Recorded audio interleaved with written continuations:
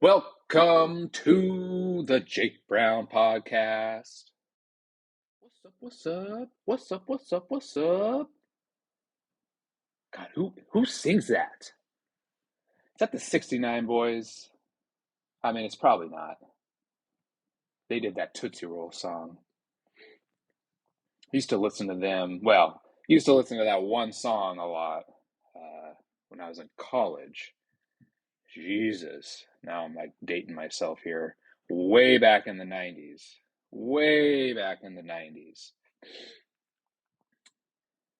I remember my friend, one of my good friends that I ran track with at the old Western Oregon University. We, for whatever reason, we both love that song. And obviously, this is before, iPhones and all things digital. And we both had the CD, and we had these, what were they, the CD players. And God, you're just going through batteries left and right because those things could last about 2 hours and then you had dead batteries. So everywhere you went, every road trip we went, you always had to make sure you had extra batteries with you. That way you didn't run out and then you wouldn't have any tunes. But yeah, man, that song, little blast from the past there. Fun fact, since I'm doing a little reminiscing, I am still a part of the school record holding 4x100 meter relay team at Western Oregon University. We set that record in 1999, way out east in Florida. A long time ago. I can't believe that record is still standing. Apparently, old Western Oregon needs to do a better job of recruiting sprinters because no record should last as long as that record has lasted. That's I think the last time I kind of looked through the old top 10 list, I think that was like one of the last ones out of the 90s that was still there. Man, that was a fun season. That was a fun 4 years running track there. That relay team, Chris Duran to Jeremy Peel to myself to Mike Chapin, and we ran a 40.90. And man, I remember that race. We ran that time at a lane 8 and we left time on the table. We weren't even crisp with our handoffs. So I feel like we had 2 or 3 more tenths that we could have squeezed out to add to that record. But it was a good time. Definitely a good time. Hope everyone's having a good day. The sun's out here in Washington right now. Got to enjoy it while we can because the Lord only knows. Once the rain comes back, it may just stay for weeks and weeks and weeks, and we don't see any blue sky unless you leave the state.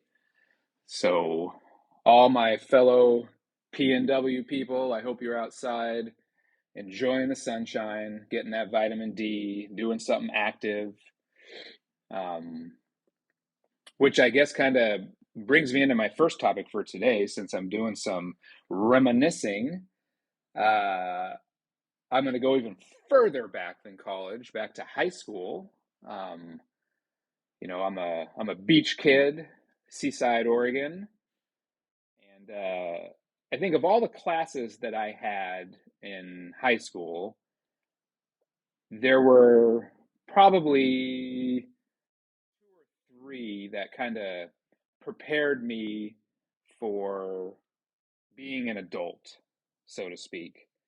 One of them was small engine repair, and I remember that class vividly because we would take like lawnmower motors and we disassemble them and we learned what all the internal parts were called and how they worked and where they went, and then we'd assemble them. And it was essentially a pass fail class.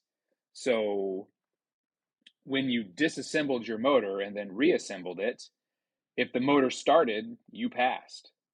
If the motor did not start, you did not pass. Simple, right? I mean, too bad all tests couldn't be like that.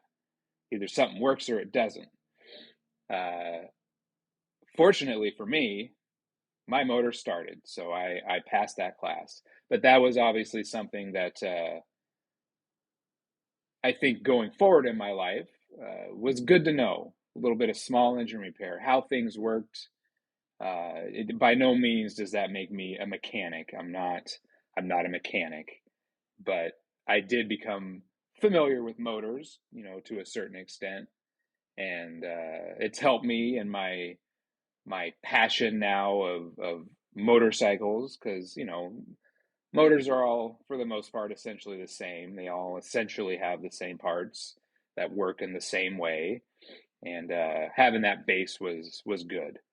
Um, the other class, ooh, and I just thought of a fourth one, but the second one, I took actually 2 years of foods. I took foods one and foods two, and I remember one of my good friends, his mom taught the class, and she taught us how to cook.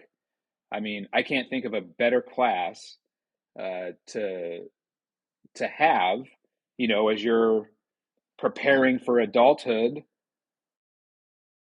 What great knowledge to learn your way around a kitchen, learn how to prepare your own food. So many people, I feel like, really take cooking for granted. And, I'm not saying now that I cook, all the time, but, I'm capable. There are things that I can make. I can follow recipes if I want to. Um, I can't sit here and say that I understand all the science like behind baking and, you know, the certain orders and why you have to do things a certain way, why you have to knead dough a certain amount of times, um, puff pastry, the four folds in the roll, and, all that stuff. Like, I don't get the science behind all that stuff, but that kind of class made us comfortable in the kitchen to be able to make our own food, and I probably, honestly, I think I probably cooked more in college and like maybe my first 10 years out of school than I do now. Um, yeah, so that was the second class. Third class, and I'm never going to forget her. Stutzman, rest in peace. She was awesome. Um, Home economics. Like these are all classes that, like, I see on social media, people just, complaining, why don't they teach this, why don't they teach that to prepare these kids, we don't need no gender studies, blah blah blah. I was just fortunate enough that the school I went to actually offered these classes. We had full, basically a full garage as far as doing engine work and stuff like that. We had welding classes, we had woods classes, um, we had the home ec classes, foods.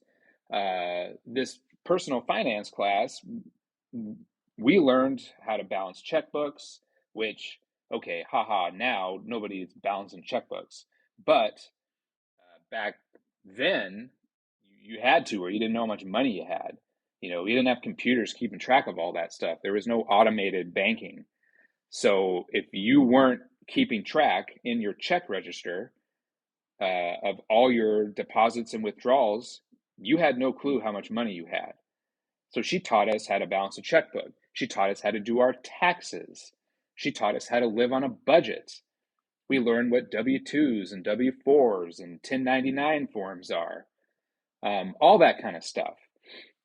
And looking back, I think I paid just enough attention that I was able to retain the important stuff that we went over. Obviously, you're not remembering everything, But I think I took that class when I was a sophomore in high school.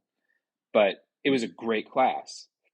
Um, and then the last class, and for me, this was probably the most important class that I took. And I'm going to mention this teacher coach by name. His name's Wally Hamer. He is one of the nicest humans I have ever met in my entire life. And he was a basketball coach. He played hoops in college. He played at Linfield College back in his day, and he's a hell of a basketball player. Um, we would get up in the morning sometimes, like early, like 5 a.m., and some of us students would go and scrimmage with the teachers, and we just play hoops before school. And every once in a while, weekends or after school or something, just exercise. It was just fun. Old Coach Wally, he would tear you up.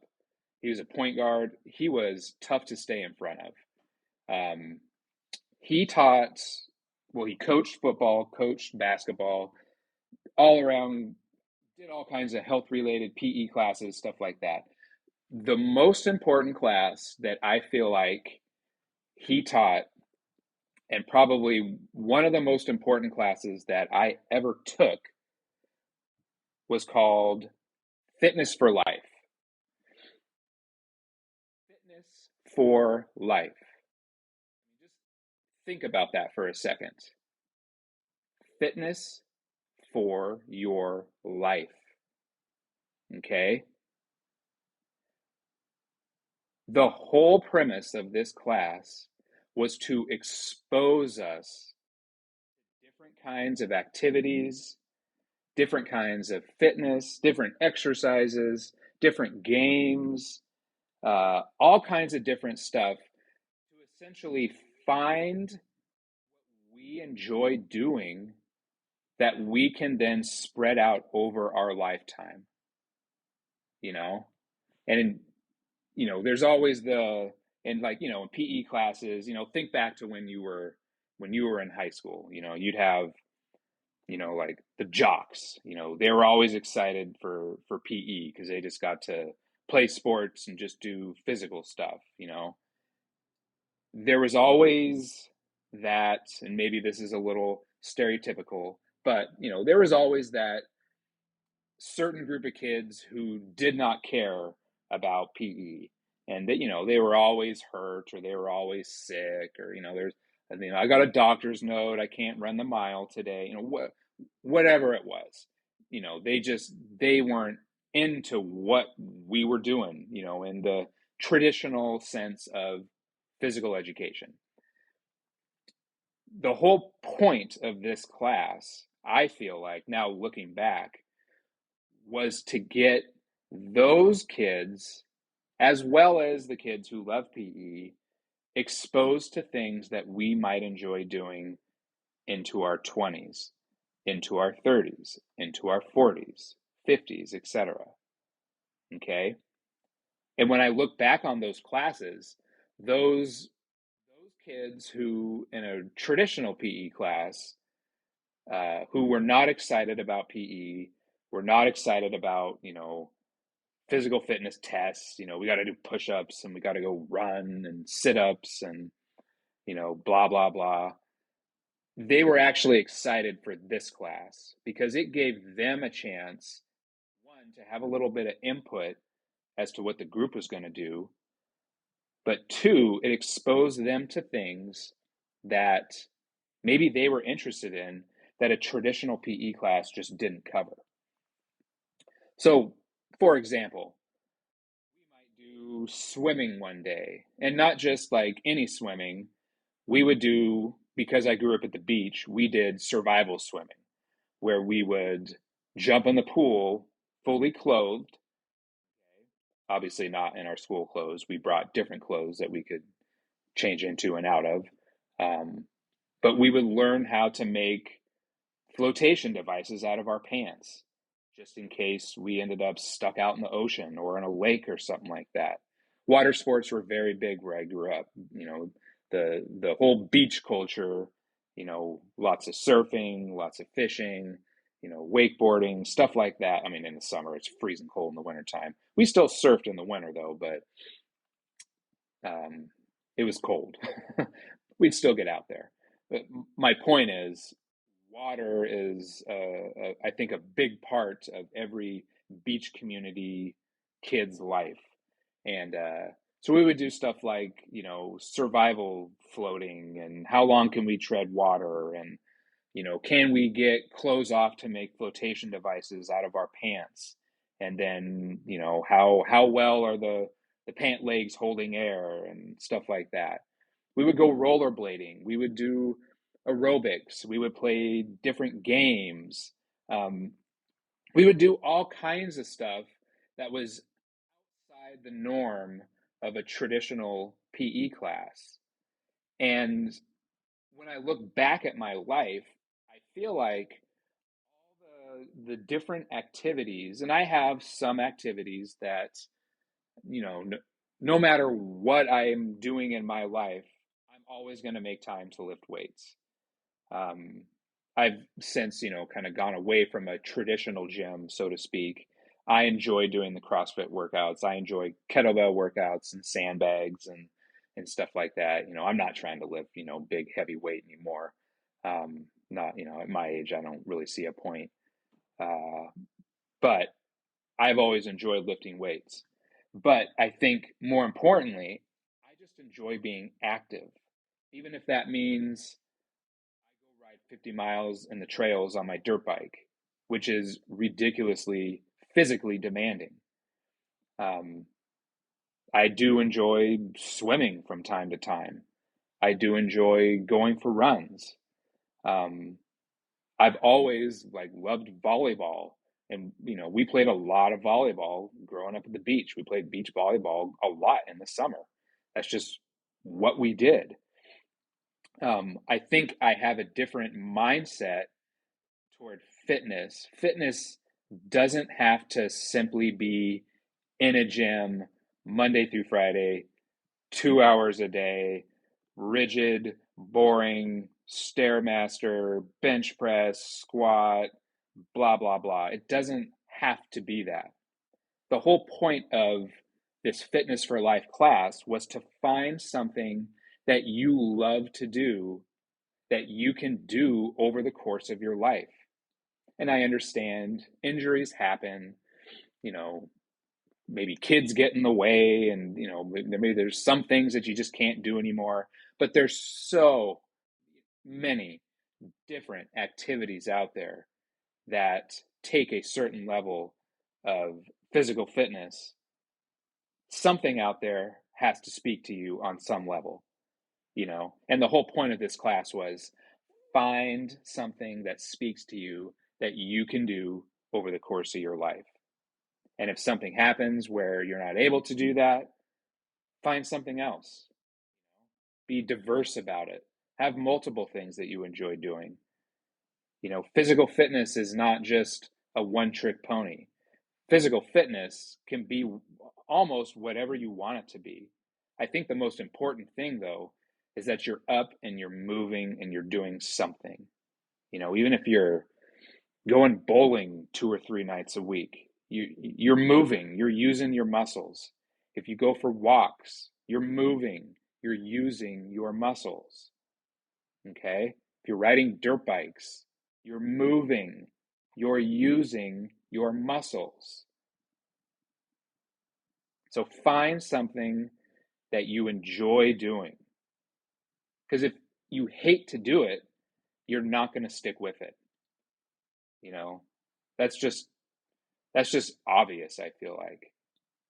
Nobody sticks with things that they hate to do. Nobody. So find something that you love, find something that fills your cup, find something that makes you happy, and then go do it. Go do it. And if you have kids, teach them the same mentality. I mean, kids really need to burn energy. So teach them, man, it's okay to play games. It's okay to to run. It's okay to play sports. It's okay to, just be active. Unplug a little bit, put the phone away, close the computer, go outside, get some air. But I think most importantly, you know, back to the whole premise of what this Fitness for Life class was teaching and what, Coach Hamer was trying to instill in us as young teenagers was find something that you can do over the course of your life. And obviously interests change, but let them change to something that you love to do and continue to be active. All right. That's what I got for the first little opening topic. Next little topic. Oh, God. I feel like now all my rants are just going to be centered around MotoGP. MotoGP, motorcycle racing, at its highest level, the Super Bowl of motorcycle racing, except it occurs over 18 rounds all over the world. This year is it's been a great season, I should say. I've really enjoyed watching all the races. I find myself now though getting a little bit frustrated because there are 2 rounds remaining. They're in Qatar right now, getting ready with practice sessions and qualifying on Saturday, and then they do a sprint race Saturday and then a main race on Sunday. And then the final round will be in Valencia in Spain. I think what a lot of MotoGP fans are frustrated about, at least every single fan that I've seen, is with this tire pressure rule. Ugh. Why are we talking about tire pressure rules? We have 2 people, Pecco Bagnaia, Jorge Martin. They are the final 2 really legitimate contenders. Actually, mathematically, I think Bezzecchi still has a chance, but essentially he's out of it. Martin and Pecco, they're the ones fighting for the title this year. They have both already been assessed their warning penalty, but it's just a warning for excessive tire pressures. Okay. So with tire pressures, there's a minimum pressure, and then there's a maximum pressure. If your tire pressures dip below the minimum or exceed the maximum, first offense, you get a warning. Second offense, you get docked, I believe, 3 seconds. It could be more, but I believe it's 3 seconds, which in a MotoGP race where literally these dudes are doing 215 to 220 miles an hour, 3 seconds is a long ways. So if you're penalized, if you win a race, let's say, and you're penalized 3 seconds, that might drop you back to 3rd or 4th place, depending on how close the other riders are behind you. That could cost you a ton of points.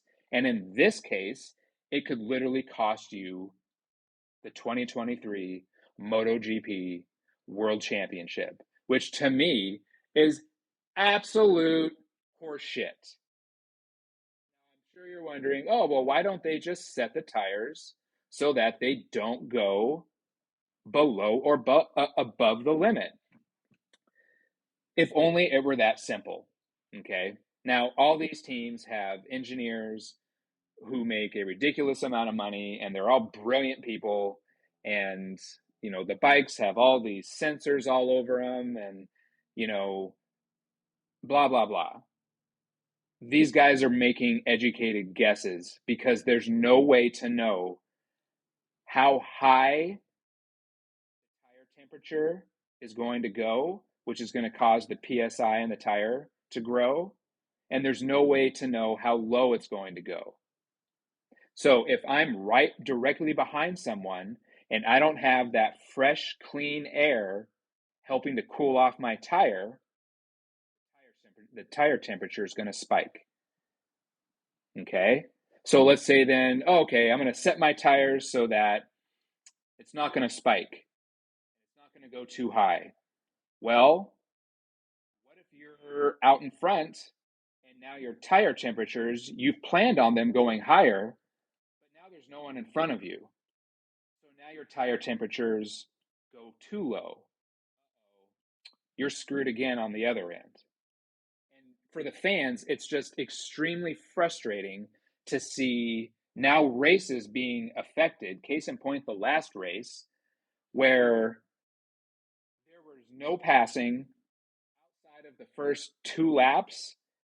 That race was an absolute snooze fest of 20 laps of dudes just circling around because everyone's so paranoid about their tire pressures that nobody can attack. And as a fan, I'm not shitting you.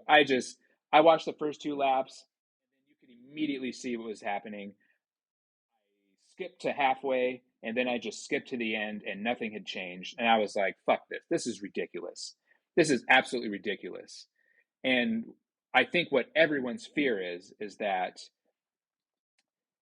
going to be a legitimate battle on that track between Pecco and Martin, and one of them is going to get dinged for the tire pressure, and it's going to cost them major points and possibly the world championship.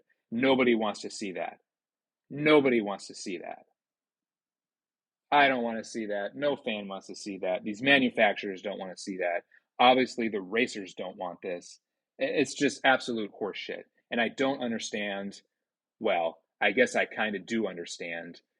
Michelin is the tire manufacturer, and I'm sure they have lawyers in some corporate office for safety reasons telling them this is what it has to be. Because if someone gets hurt, we're screwed. So hopefully they come out with a better tire for next year that is able to be more consistent with its pressure.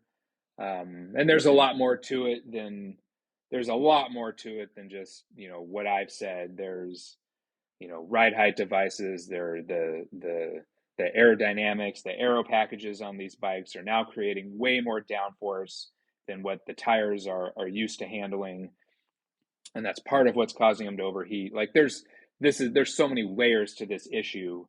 I really hope it does not cost one of these two phenomenal racers a championship one way or the other.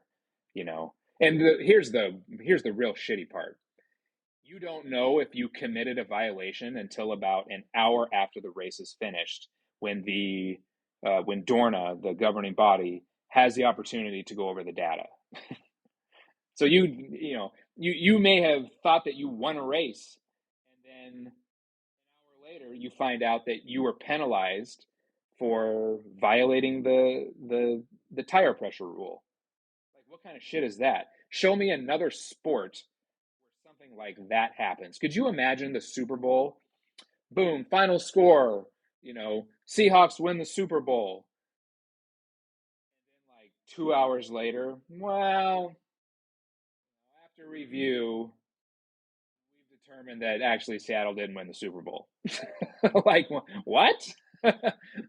What the fuck is that? It's absolutely ridiculous. Absolutely ridiculous. All right. So that's that little rant for today. Hopefully it's not going to be an issue. I'm still going to tune in. I mean, I'm still watching the races this weekend. I don't miss them. I hope that everything works out for the best for everything.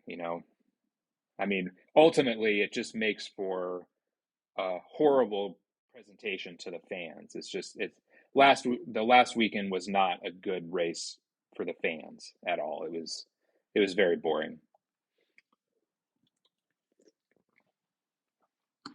All right, boxing corner. But really, today's boxing corner, I think it kind of covers many aspects of life.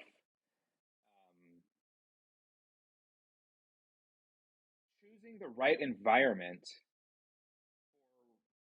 for me, when it comes to boxing, it was choosing the right gym.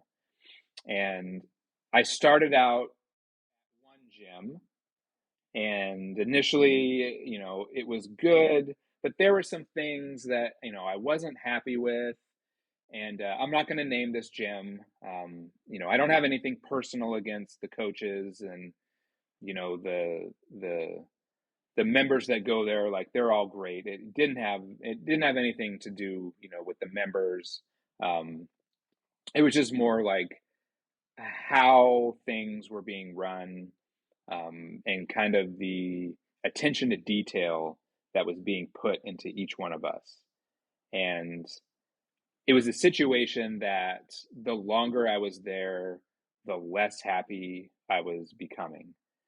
And I felt like I had plateaued, and I felt like uh, I was capable of learning at a much quicker rate than, or I should say, yeah, I was able of learning at a quicker rate. I wasn't being challenged, and I think given an opportunity to really test myself. You know, the only test was just really a physical test. How how much can I hit the heavy bag over the course of 90 minutes? Okay, like, yeah, that's physically demanding, but I'm not learning anything from that. And it got to a point when we would spar, and guys from other gyms would come in. I would see the difference in talent, the difference in skill. I shouldn't say talent. Everyone, you can overcome talent. I should say the difference in skill, and it was getting frustrating for me. And I think that, again, it's nothing personal against this gym. It just wasn't a good fit for me. And I feel like this is something that maybe just in our society in general, we really kind of take for granted. And I think a lot of times we just allow ourselves to stay in situations that aren't good for us.